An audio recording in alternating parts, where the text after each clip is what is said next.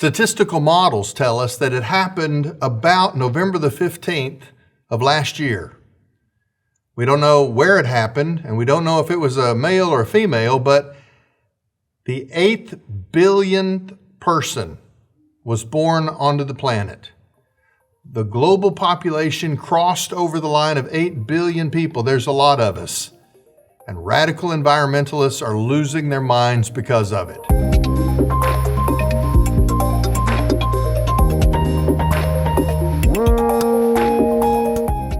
It's interesting, as we are just a few weeks away from the next annual Earth Day, that environmentalists are all bent out of shape because there are so many people on the planet. They've determined that mankind is, quote, a cancer on the earth, and that something radical has to be done.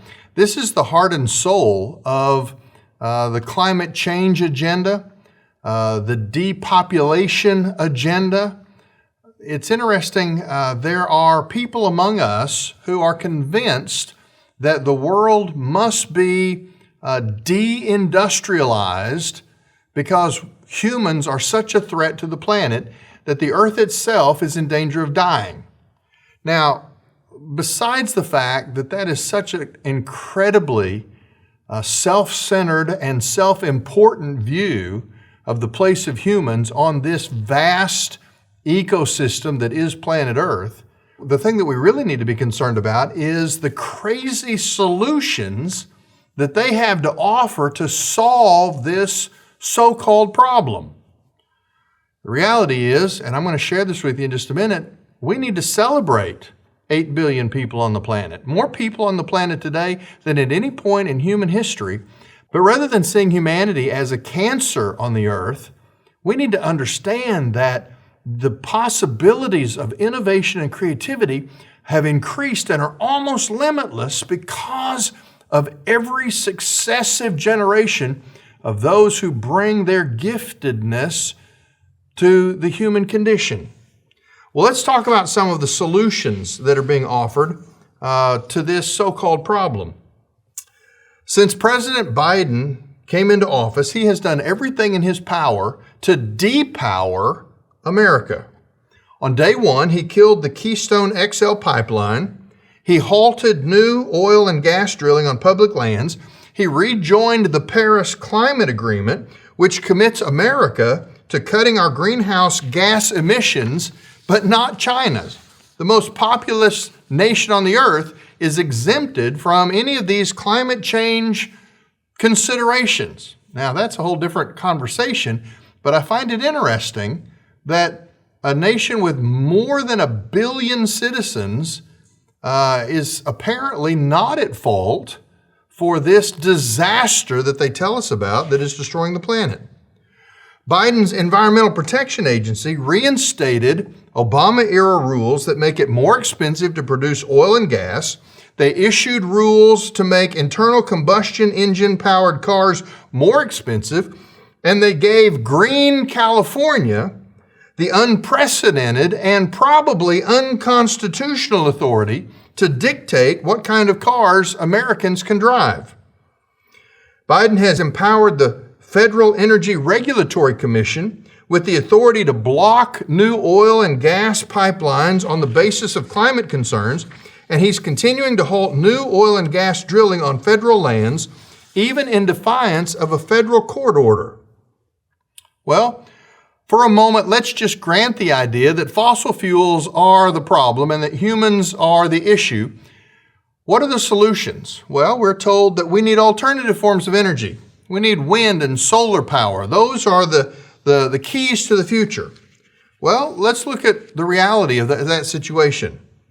Renewable technology such as wind turbines, solar panels, industrial scale battery storage, and electric vehicles require a wide range of critical minerals from around the world. Now, there's several problems related to that statement. One is that many of those natural resources required for industrial level batteries are found in lands controlled by Russia, China, and other nations hostile to American interests.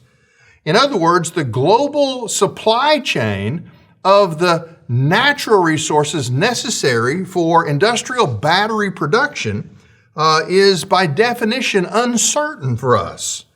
Lithium batteries, if gasoline is the energy that drives cars, lithium is the energy that drives batteries.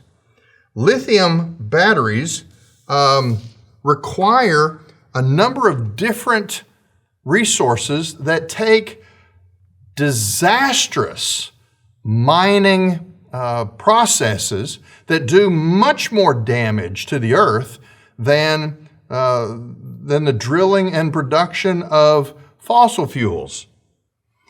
The head of a leading electric car company, Rivian, warned that the battery supply chain, which includes the mining and the refining of minerals and the assembling of battery packs, it remains a massive hurdle for the industry, even as the government pushes aggressive transition policies. The Wall Street Journal reports that President Biden has crafted policies to ensure that 50% of new vehicle sales in the U.S. are emissions-free, meaning electric, by the year 2030, less than a decade.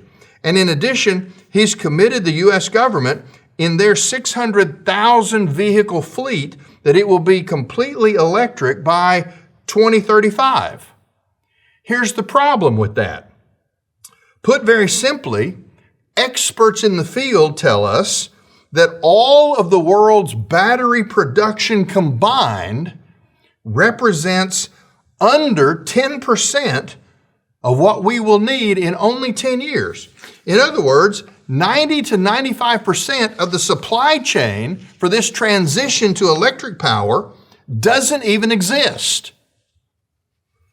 He also noted that the price of lithium has increased by over 1,000% in the last 5 years.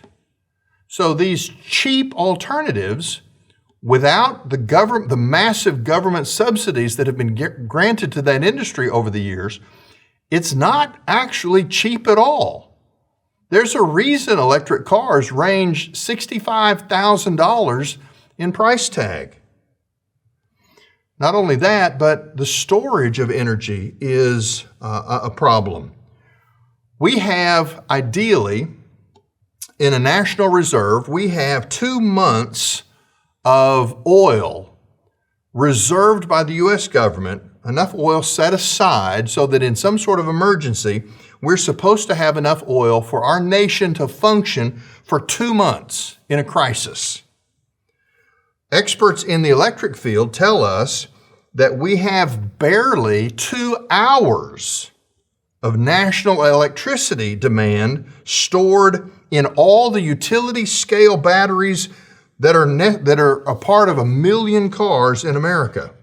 The Tesla Gigafactory, which is the largest battery production facility in the world, says that to make enough batteries to store just 2 days worth of U.S. electricity demand would require the factory to work around the clock for 1,000 years. We're told that this is the wave of the future, but all you have to do is plug the numbers into a math equation to figure out that this is not workable. We're told that the science is settled, that this is the wave of the future. The fact of the matter is, the science is not settled, but it's been settled because we have an agenda at work here. Well, how do we think about this? Paul Ehrlich, who was not too long ago featured on CBS's famed 60 Minutes, speaks about the negative impact that people have on the planet. This was his quote: "Humanity is very busily sitting on a limb that we're sawing off." Now, here's what it comes down to. Is cow flatulence the problem?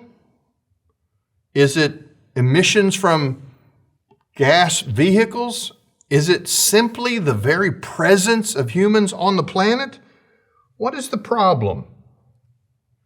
Well, environmentalists tell us that at the core of it all, it's driven by the presence of humans. One environmentalist has said that even now, as we cross over the 8 billion mark in population, his estimate, frankly pulled out of the sky, is that the earth can only sustain long-term 1 billion residents at most. Okay, well, while that's an interesting assertion to make, even though it's just an assertion because it's made with no evidence to truly evaluate what the earth can sustain, the practical question to follow up is, all right, how are you going to eliminate 7 billion people? See, they don't want to talk about those details because we're not just talking about statistics here. We're talking about a political agenda that has at its heart a desire to kill 84% of the people on the planet in the name of protecting the earth. Now, see, how do we think biblically about all of this? I mean, first of all, we're going to talk about our responsibility toward the earth. But here's an interesting question. If mankind was extinct tomorrow, if 8 billion people disappeared from the planet, what would be noble about earth in its vacancy, in its emptiness? What is the noble goal of this movement? Well, maybe I'm too skeptical, but I'll tell you what the ultimate goal is. It's not about the earth at all. It's about the redistribution of human wealth and the consolidation of power over other human beings. Well, how do we think biblically on this issue? Well, first chapter of Genesis. In Genesis chapter 1, verse 26, the Bible tells us this. Then God said, "Let us make mankind in our image, according to our likeness, and let them rule over the fish of the sea, and over the birds of the sky, and over the livestock, and over all the earth, and over every crawling thing that crawls on the earth." So God created man in his own image. In the image of God he created him. Male and female he created them. God blessed them, and God said to them, "Be fruitful and multiply, and fill the earth, and subdue it, and rule over the fish of the sea, and over the birds of the sky, and over every living thing that moves on the earth." Verse 31, "And God saw that he had made all that he had made, and behold, it was very good. And there was evening and there was morning, the sixth day." You see, God gave mankind the position of being the pinnacle aspect of creation. But being the pinnacle aspect, unlike what we're told in secular worldviews, we are not simply the most prolific of the animals that populate this planet. We have been given the role of doing a couple of things by God. Created in God's image, we reflect His approach, His relationship to His creation. He has given us an order to be fruitful and multiply and fill the earth. That is not a problem. That is divine design. And He has instructed us as stewards to have a responsibility to care for the earth, understanding that as the pinnacle of creation, the earth is not a goddess to be worshiped. The earth is not a priority that stands above the preservation of human life, but that we have a stewardship responsibility over the earth so that the fullness of the population that God has put on this earth can be sustained. Here's the thing. Natural resources are not a zero-sum game. We're told that we're running out of things. We're deforesting the planet. We're exhausting fossil fuels. We're going to run out of all of these things, and humanity is going to die an ugly death. I don't know why that's a problem for environmentalists, because that's what they're proposing all along. That's what they want to get to.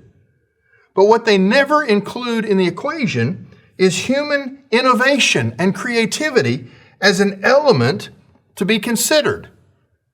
They always suggest that things are being exhausted. We're using up the earth. But they neglect in their climate extremism this idea that their dire predictions never allow for the reality that human innovation always makes things better. In fact, the more humans there are on the planet, the more creative, the more productive, the more innovative we have traditionally become. They tell us our planet is dying, but that only happens when man is God. When man understands his place as a representative of God, responsible for caring for the earth, but in caring for the earth, responsible for caring for the people who populate the earth, that's really the value here. We can only have hope when we have a biblical approach to the earth. The climate change agenda is really about domination by an elite few over the masses. And if they need to eliminate a percentage of those masses, then so be it, to consolidate wealth and to consolidate power. As biblical thinkers, we can't think in those terms because the earth doesn't belong to us. It's been entrusted to us. But entrusting the earth to us also involves the responsibility to care and provide for people. 8 billion people? Man, that's something we should celebrate. Because now, more than any generation ever before, there is more creativity, there is more cooperation, there is more innovation that has the possibility of solving any issues that we face, more possibilities than we've ever had before.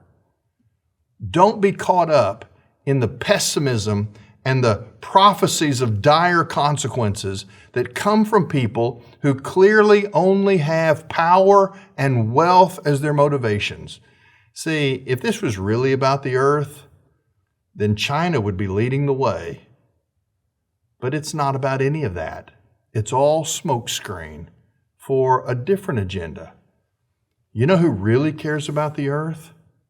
Those who are created in the image of God and take seriously our charge to be fruitful, to multiply, and to subdue the earth so that it is productive, so that it is healthy, so that the people who live here can be made strong, can find their way to the God who created them and loved them enough to provide a way of redemption.